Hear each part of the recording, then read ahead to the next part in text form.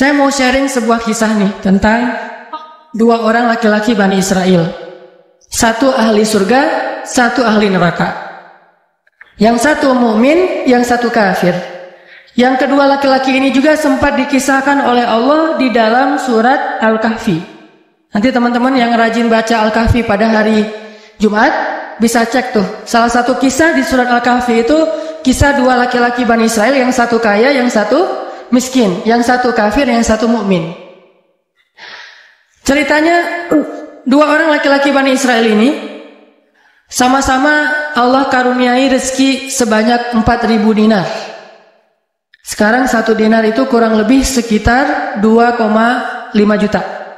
Jadi ada 4.000 dinar. Lalu laki-laki kaya, laki-laki kafir, laki-laki yang tidak beriman, membeli sebuah rumah yang sangat bagus di puncak bukit dengan view yang luar biasa dengan harga 1.000 dinar. Sehingga kemudian dia datang kepada temannya yang mukmin, dia bilang, "Hei, yuk ke rumah saya tunjukin rumah baru saya." Datang nih ke rumah baru laki-laki yang tidak beriman. Pas ngelihat dari gerbangnya luar biasa, tamannya luas, ada rusanya, ada kijangnya, ada marmutnya, ada segala macamnya, ada onta, ada kuda, lengkap aja tuh. Ini rumah atau kebun binatang ya? Pokoknya rumahnya keren aja. Terus laki-laki beriman nanya, "Ini rumah baru?" "Ya." "Berapa kamu belinya?" 1.000 dinar. "Bagus kan?" "Bagus. Ya udah kamu beli atau 1.000 dinar. Ini rumah kayak gini banyak nih masih dijual." Akhirnya laki-laki mukmin ini pulang. Malam harinya dia sholat, kemudian dia berdoa, "Ya Allah, sahabat saya sudah membeli sebuah rumah yang besar, rumah yang bagus dengan harga 1.000 dinar. Maka besok saya ingin membeli itu di surga dengan cara bersedekah 1.000 dinar. Maka berikanlah untuk saya rumah yang lebih bagus di surgamu ya Allah." Dia sedekah 1.000 dinar. Lalu besoknya ketemu sama temannya yang tidak beriman, nanya, "Udah beli rumah?" "Udah." "Di mana?" "Nggak dekat dengan rumah saya, jauh," kata dia. "Di mana itu?" "Di surga." "Hah? Caranya gimana?" "Sedekah." "Wah, kamu mah orangnya fanatik lah, istilahnya sok soleh lah, apalah segala macam, Pak Haji." Diledekin aja tuh. Diledekin.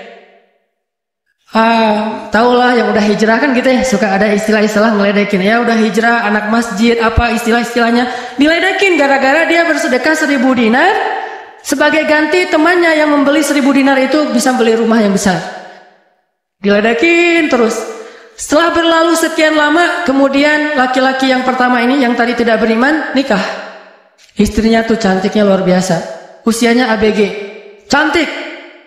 Setelah selesai dia lamar, nikah, pas hari pernikahan ngundang temannya yang beriman. Datang ya ke acara pernikahan saya. Acaranya tuh weddingnya itu ada IO-nya, IO terkenal, paling terkenal di situ. IO Bani Israel. Paling.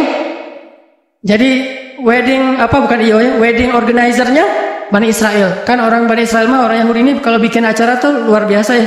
Kayak mereka bikin Tomorrowland segala macam kan. Jadi bikinlah wedding organizer ini bikin acara wedding yang luar biasa, menghabiskan berapa? Kalau sekarang mungkin di TV-TV itu suka diumumin biaya weddingnya itu berapa miliar kan, suka gitu tuh. Nah dia ngumumin. Atau kalau nggak dia umumin pun orang-orang bilang, "Tahu nggak itu acaranya habis berapa?" 1.000 dinar. Habis 1.000 dinar. Dia nanya, "Ini emang habis 1.000 dinar?" "Ya, maharnya 1.000 dinar. Mahar si cewek cantik. Cewek paling cantik di kota itu aja. Tidak ada lagi cowok kecuali pernah suka sama tuh cewek. Tapi dia dapat gara-gara punya uang 1.000 dinar. Saya pernah guyon sama istri saya, "Nanti kalau anak kita nikah, maharnya nggak usah mahal-mahal. 2 miliar aja. 1 miliar buat dia, 1 miliar buat bapaknya." Nah, 1.000 dinar. Udah gitu dia pulang nih orang beriman. Malamnya dia tahajud, dia berdoa kepada Allah, "Ya Allah, teman saya udah nikah, dan saya mau masih gini aja." Tuh ya, ini pedoman buat teman-teman ya. Kalau ada yang ngasih kartu undangan, tanya maharnya berapa? Maharnya 10 juta. Waduh, saya pas nih 10 juta. Bilang ke Allah, "Ya Allah," sama kayak dia, "saudara saya, teman saya sudah menikah dengan mahar 1.000 dinar. dan saya masih punya. Saya ingin melamar bidadari di surga dengan 1000 dinar. Nikahkanlah saya dengan bidadari paling cantik di surga ya Allah. Ini 1000 dinarnya, sedekah 1000 dinar. Temannya punya anak, ceritanya pas lagi reuni SMP gitu ya. Lagi reunian tanya, kok masih sendiri aja? Enggak sendiri, cuma nggak dibawa. Itu trik menjawab pertanyaan yang nyelekit tadi. Loh, kok kamu sendiri nggak ditemenin sama si dia? Enggak, lagi nggak enak badan. Nggak dibawa katanya. Loh, kok nggak dibawa? Soalnya masih di surga. Udah aja. Oh, di surga gimana caranya? Sedekah 1000 dinar. Wah, lo benerannya keterlaluan lo. Habis-habisan dibully. Dibully habis-habisan gara-gara dia nggak melamar cewek dengan 1000 dinar, malah pakai sedekah untuk melamar bidadari hurul ain. Baca surat Ar-Rahman paragraf terakhir tentang hurul ain. Fihinna qasiratut tarfi lam yatumithunna insun qablahum wala jan. Gak ada manusia yang kayak gitu. Qasiratut tarf, cewek yang matanya besar tapi sayu. Matanya besar tapi sayu. Kalau mata saya kecil, matanya besar tuh. Orang sekarang kan banyak pengen mata besar, sampai diedit dulu di B berapa tuh? Aplikasi teh. Itu.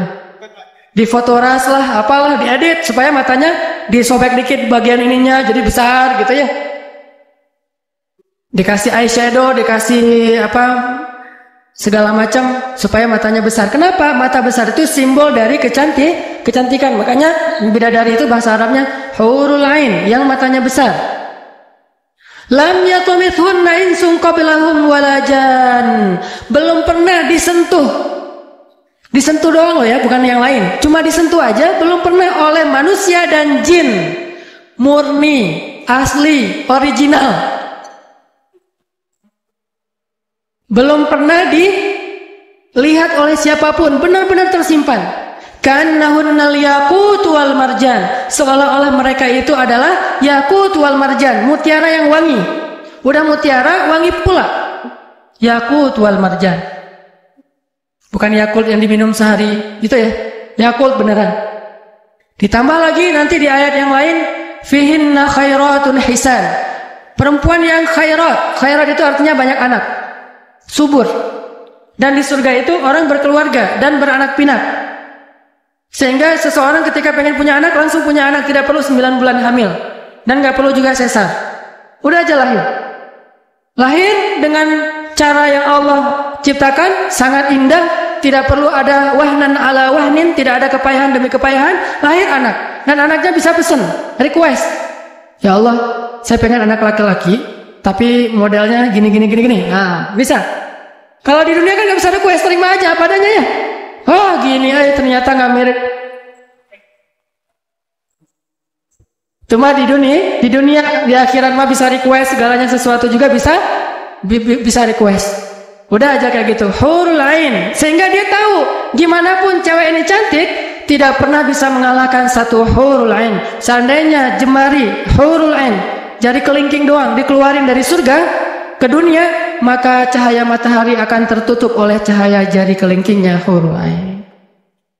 Kalau hurul ain sempat keluar dari surga, jatuh ke bumi, kau bidadari jatuh dari langit gitu kan ya? Nah, jatuh tuh ke bumi beneran. Maka nafasnya, satu kali dia bernafas, semua manusia akan mati karena tergila-gila kepada dia. Harumnya nafas hurul ain. Gak usah dibayangin, ntar makin gak bisa tidur. Sekedar ilustrasi doang nih. Akhirnya dia lamar tuh hurul ain dengan sedekah 1000 dinar. Udah aja sih kayak gitu. Dan dia merasa, alhamdulillah saya lebih beruntung dari dia. Saya lebih beruntung dari dia. Gitu matematika mukmin. Baru setelah beberapa tahun, teman yang pertama tadi yang tidak beriman beli kebun. Kebun yang sangat luas. Lalu ngajak lagi teman yang beriman, yuk ke kebun saya. Kamu udah punya kebun? Udah, datang aja. Kamu tahu nggak nih kebun yang saya beli berapa? 2000 dinar. Kebun korma yang sangat luas, yang di dalamnya ada mata airnya sendiri, yang tidak seolah-olah tidak ada batas ketika kita memandangnya. Terus sepanjang mata memandang.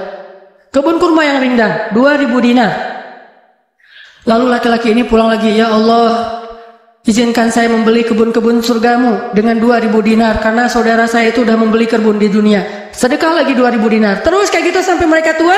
Yang satu meninggal dalam keadaan kaya raya tapi kafir, yang satu lagi meninggal dalam keadaan miskin tapi beriman. Siapa yang lebih beruntung? Tergantung matematika yang dipakai. Kalau matematikanya materi duniawi, pasti orang yang pertama yang tidak beriman lebih beruntung. Bisa menikmati dunia habis-habisan sampai hari tuanya. Tapi kalau matematikanya matematika mukmin, Rabbani, maka pasti yang kedua lebih beruntung dari yang pertama. Nanti setelah mereka meninggal, ini ceritanya panjang sekali dan kemudian jadi salah satu tafsir dari Al-Quran surat As-Saffat yang nanti kita baca. Di akhirat, kalau teman-teman tahu kalau kita baca tafsir itu ternyata ya di surga itu punya jendela. Kayak rumah punya jendela. Cuman saya nggak tahu seperti apa bentuk jendelanya karena surga itu kata Nabi, ma la ainun ra'at wa la uzunun sami'at. Yang nggak pernah dilihat oleh mata, yang nggak pernah didengar oleh telinga, yang nggak pernah dibayangkan oleh imajinasi manusia. Yang jelas ada jendela itu di surga. Nah, jendela ini apa? Jendela ini dipakai untuk mengintip ke neraka. Jadi nanti kalau ada kisah-kisah penduduk surga menyelamatkan orang-orang di neraka, itu lewat jendela itu. Kalau ada cerita penduduk surga dan penduduk neraka berdialog, itu lewat jendela itu. Bukan keluar dulu, sama-sama keluar, terus ada ruangan khusus dialog gitu, enggak. Atau pakai misalnya Skype gitu ya. Nelfon neraka pakai Skype. Tring, lagi disiksa. Aduh, ada yang nelfon, ntar dulu. Kan enggak ada yang gitu ya. Ini mah pakai jendela, jadi jangan pakai imajinasi teknologi yang sekarang. Nggak ada Skype, nggak ada WhatsApp call, video call gitu, nggak ada line, yang ada lewat jendela. Begitu dia ngelihat ke jendela, dia langsung Allah berikan dimensi melihat neraka. Langsung Allah kasih ruang untuk bisa melihat neraka. Di neraka itu dia akan bertanya kepada malaikat neraka, ngasih kayak kertas gitu, tolong cariin yang namanya ini, cariin. Oh ya, ini masa nggak kenal kayaknya di surga. Emang siapa? Hanan Ataki. Penduduk malaikat neraka mah nggak kenal. Amin. Aminin atuh. Mudah-mudahan semua kita tidak dikenal di neraka. Dikenal di surga insya Allah. Kalau ini mah nggak boleh hore. Ini serius nih. Udah aja ngasih nama gitu ya ke malaikat penjaga neraka. Kenal nama ini nggak? Oh ntar dulu nanya ke yang lain. Kenal nama ini nggak? Wah ada tuh yang di pojok sana tuh lagi dihabis-habisin sama malaikat. Dan udah malaikat yang gitu, bawain sini gitu. Pas dibawain, ternyata itu adalah laki-laki tadi yang di dunia saling bersaing dalam memperkaya diri. Satu memperkaya diri di dunia, yang satu lagi memperkaya diri di akhirat. Bro, gimana nasib lo sekarang? Waduh, saya sekarang disiksa segala macam, dia ngaku kesalahannya. Lo kamu gimana? Dulu kamu katanya beli rumah di surga, terus nikah di surga, terus beli kebun di surga, udah dapat. Wah, bukan dapat lagi. Ternyata 1000 dinar itu bukan satu istana loh bro. 1 dinar itu sekian ribu istana. Sekarang saya 1000 dinar, bayangin aja. Gitu. Makin sakit kan ya? Makin nelangsa, makin stres. Udah di neraka stres pula, stroke lagi, kena kejang-kejang gitu. Enggak di neraka kejang-kejang aja nggak enak, stroke nggak enak. Apalagi udah stroke-nya di neraka kan lebih nggak enak tuh. Orang kena penyakit jantung di dunia nggak enak, ini penyakit jantungnya di neraka lebih nggak enak lagi. Ini mah imajinasi saya. Sesuai dengan di Al-Quran surat As-Saffat, dialog antara penduduk surga dan penduduk neraka. Inilah teman-teman matematika untuk mengukur siapa lebih beruntung. Sehingga kita tidak perlu bertanya, kenapa? Why? Saya udah hijrah kok makin susah hidup saya? Dunia itu, akhirat enggak. Kalau kita mengukur amal kita hanya dengan dunia, kita bakal sering kecewa karena Allah tidak menilai dunia ini bahkan lebih ringan daripada 11 sayap nyamuk. Seandainya kata Nabi dunia ini di mata Allah ada harganya, pasti Allah nggak mau ngasih dunia kepada orang yang tidak beriman, nggak mau. Berhubung dunia ini tidak ada nilainya, Allah kasihlah kepada orang yang tidak beriman. Sedangkan yang bernilai Allah simpan untuk orang yang beriman dan sabar. Pakai kacamata Rabbani, cara pandang Allah Subhanahu Wa Taala.